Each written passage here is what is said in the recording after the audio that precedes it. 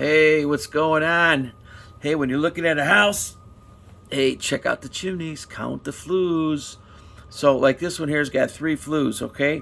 Which means you can have a fireplace, a wood burning fireplace on 1 flue, or 2 wood burning fireplaces on 2 flues.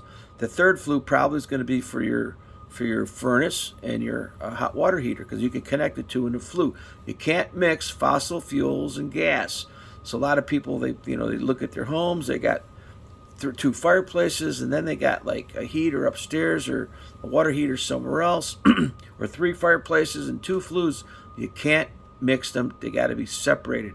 So always count the flues outside. Now here you can see where 2 of them got screens on them. They probably put them on there because they had issues in the past, and it's possible that those are the fireplaces. You don't want animals getting into the flues. And the other one is kind of beat up, and you can see how that one's deteriorated, and that's probably for the furnace and hot water heater.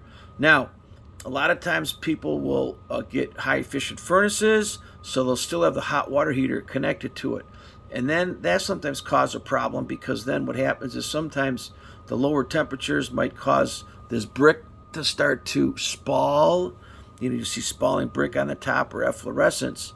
And so then you might have to put another flue liner in for the water heater if you separate it and go to a high efficient furnace. So always count the chimneys and the flues on top of the roof, and then go in the house and count the fireplaces. You can't mix fossil fuel. You can't you can't mix the fuels together. So the fireplaces, wood burners, got to be separated. And if one of the fireplaces is a gas fireplace, it still has to be separated. And you can't have any incinerators either. So, hey, thanks for coming on. This is Check the Flues, count the flues, and then count what you got going on inside your home. Thanks for coming on.